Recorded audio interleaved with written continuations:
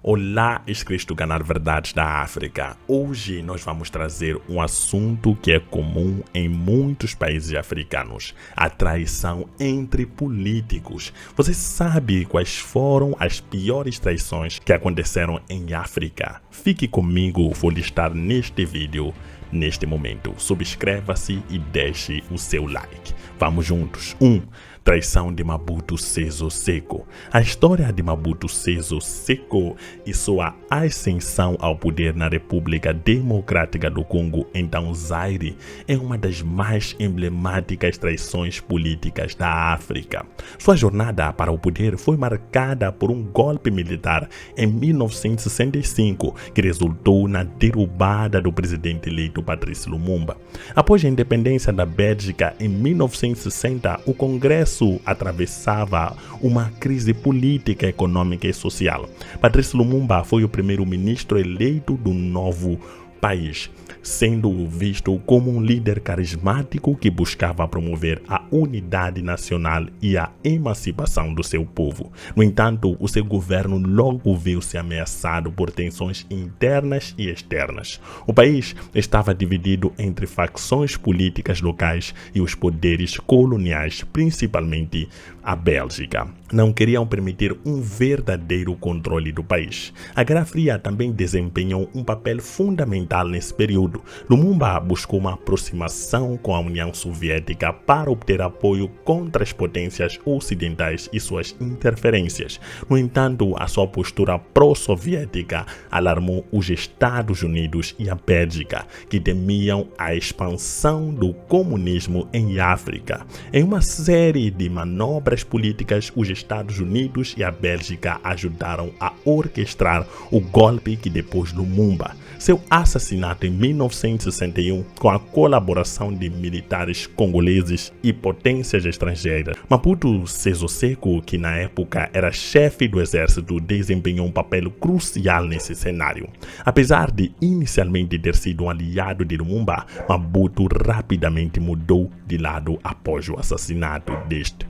Ele se alinhou com os interesses ocidentais e passou a ser visto como um líder confiável para o Ocidente, que procurava estabilizar o país e combater qualquer influência da Rússia. O golpe militar de Mobutu em 1965 foi uma traição direta a Lumumba e por causa de um Congo independente e soberano. Mobutu, com apoio do exército e com a anunciação de potências ocidentais, derrubou o presidente Joseph Kasavuba, que esteve num governo de transição. Ele colocou um regime autoritário que foi inicialmente justificado como uma medida para restaurar a ordem e resolver a instabilidade política que assolava o país. Para garantir seu controle absoluto, Mobutu configurou o sistema político e impôs um Estado militarista. Sua tomada de poder não foi apenas uma questão de força militar, mas também de aliança estratégica. Ao assumir o controle, Mobutu foi fortemente apoiado pelos Estados Unidos, que via nele uma figura que poderia garantir a estabilidade do Congo e ao mesmo tempo afastá-lo da influência comunista. O país, rico em recursos minerais como o cobre, o cobalto, o diamante, era de interesse estratégico para o Ocidente, que precisava de um aliado fiel durante a Guerra Fria. Mobutu, portanto, traiu a memória de Patrice Lumumba e, com apoio externo, consolidou seu poder por mais de 30 anos. Ele colocou um regime autocrático onde o culto à sua personalidade foi exaltado e qualquer oposição foi duramente reprimida. A sua estratégia foi perpetuar no poder, manipulando as divisões internas e garantindo o apoio dos aliados estrangeiros. A exceção e o longo governo de Mobutu representam não apenas uma traição política contra um líder nacional como Patrice Lumumba, mas também um legado de corrupção e negligência na relação ao bem-estar da população congolesa. Mobutu não apenas traiu Lumumba e a causa da independência africana, mas também transformou o Congo, ou Zaire, num campo de exploração, tanto interna quanto externa. 2. Traição entre a família Obianga. Francisco Macias Nguema, o líder político da Guiné Equatorial após a independência, inicialmente foi visto como um herói nacional, mas a sua liderança logo se tornou extremamente autoritária e repressiva. Ele localizou um regime baseado no culto à sua personalidade, governando de maneira brutal e opressiva. Durante o seu governo, Macias perseguiu, prendeu e executou membros da oposição, incluindo membros de sua família. A Guiné Equatorial sob Macias foi caracterizada por um governo totalitário em que qualquer crítica ao regime era considerado traição e levava à punição severa. Sua política de isolamento internacional e a falta de reformas significativas no país resultaram em uma economia estagnada e o povo vivia sob um clima de medo e repreensão. A sua gestão também levou a uma queda dramática nas condições de vida da população, tornando-se um dos períodos mais sombrios da história do país. Teodoro Obiang Nguema, sobrinho de Francisco Macias Nguema, inicialmente fez parte do círculo próximo de seu tio. No entanto, ele logo se desiludiu com a brutalidade e os métodos autocráticos de Macias.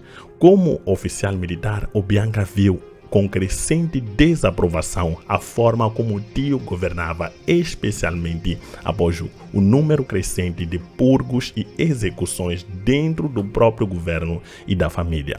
Atraído pela ideia de um regime mais estável e controlado por ele, Obiang começou a se alinhar com outros membros do governo. Teodoro Obiang, orquestrador do golpe de Estado contra seu tio Francisco Macias Nguema, justificou sua ação como uma tentativa de restaurar a ordem e salvar o país de uma liderança tirânica. Ele acusou Macias, responsável pelas atrocidades e pela queda econômica e política da Guiné Equatorial, incluindo execuções em massa e isolamento do país no cenário internacional. Obiang alegou que sua intervenção era necessária para evitar a destruição total do país e promover um futuro mais estável. No entanto, muitos compartilham a ação de Obiang como uma traição tanto pessoal quanto política.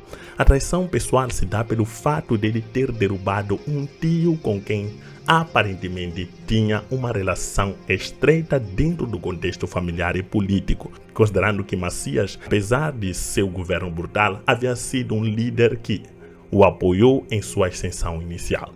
A traição política, por sua vez, refere-se ao fato de que, ao assumir o poder, Obiang não implementou as reformas que havia prometido, nem rompeu com as práticas autoritárias do regime de Macias. Ao invés de buscar uma democracia verdadeira, Obiang se consolidou como um novo ditador, utilizando os mesmos métodos de repressão do seu tio. Obiang perpetuou um sistema de governo autocrático, onde a oposição foi esmagada e a liberdade de expressão severamente restringida. 1. Traição de Idi Amin Dada. Em janeiro de 1971, o primeiro presidente de Uganda, Milton Obote, estava participando de uma conferência em Singapura contra o envio de armamentos britânicos à África do Sul.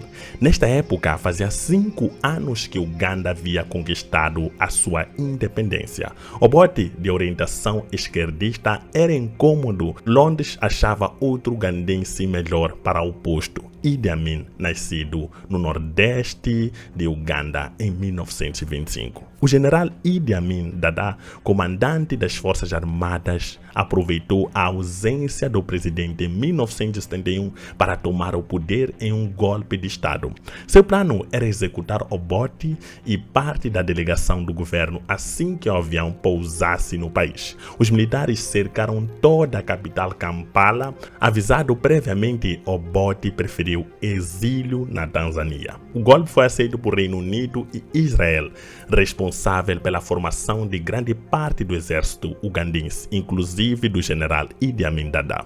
Mais tarde, o ditador falaria mal dos judeus e que agradecia a Hitler pelo Holocausto.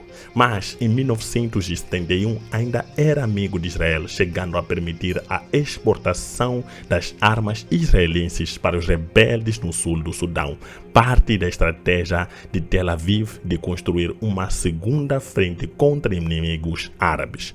Assessores militares, inclusive, teriam auxiliado Amin a preparar o golpe contra Mabot. Amin declarou-se presidente vitalício em 1976 e, além de perseguir a oposição, seu regime caracterizou-se pelo isolamento internacional e a corrupção, levando a economia ao colapso. Em 1978, com a ajuda da Líbia, Uganda promoveu uma invasão fracassada na Tanzânia. Neste meio tempo, a oposição no exílio havia conseguido reunir forças e, com o apoio da Tanzânia, ocupou Kampala em 1979. Amin fugiu do país e Obote retornou à presidência em 1980.